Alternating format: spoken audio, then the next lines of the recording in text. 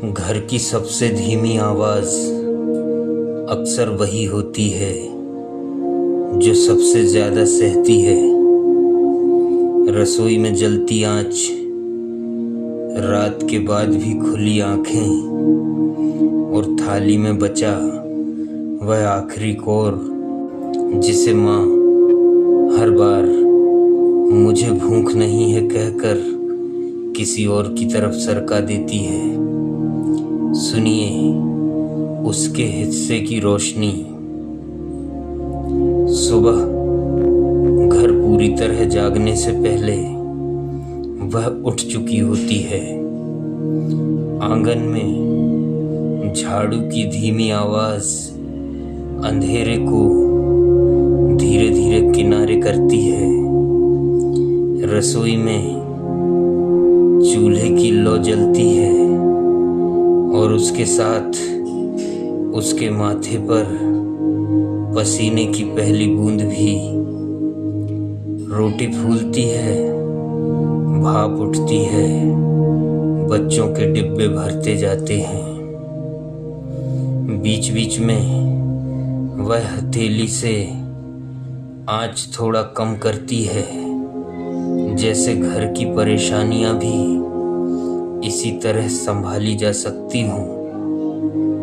उसकी साड़ी के किनारे पर एक पुरानी सी गांठ है, शायद कभी फटा होगा कहीं। पर बच्चों की यूनिफॉर्म हर सुबह साफ तह होकर निकलती है। वह आईने के सामने बहुत कम रुकती है। उसे अपना चेहरा नहीं, गैस का सिलेंडर, दूध का हिसाब और अगले महीने की फीस ज्यादा याद रहती है। दोपहर में सबके खा लेने के बाद वह थाली लेकर बैठती है। सब्जी कम बची है।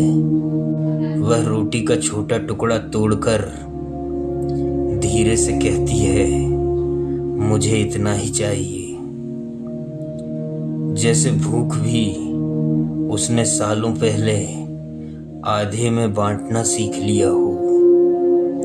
शाम को दरवाजा खुलने की आवाज पर उसके चेहरे की थकान थोड़ी पीछे हट जाती है। कोई पूछे या ना पूछे, वह पानी रख देती है, कपड़े समेट देती है और दिन भर की टूटन को चुपचाप मोड़कर अलमारी के किसी कोने में रख देती है। रात में जब सब सो जाते हैं, वह कुछ देर बुझती रसोई में खड़ी रहती है। बर्तन उल्टे रखे हैं, चूल्हा ठंडा हो चुका है, पर उसकी आंखों में अब भी दिन भर की हल्की आंच बाकी है। वह बच्चों के कमरे तक जाती है, धीरे से चादर ठीक करती है।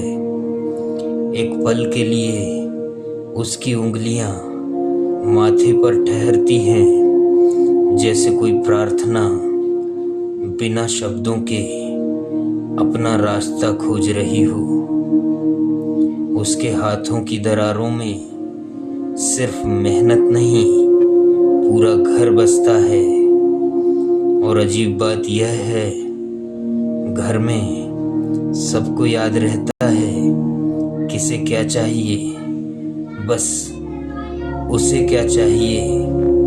यह सवाल अक्सर रसोई की भाप में धीरे धीरे गायब हो जाता है। सुबह फिर आएगी, वह फिर सबसे पहले उठेगी और घर में रोशनी फैलने से पहले एक और दिन चुपचाप उसके हिस्से की रोशनी से जलना शुरू होगा।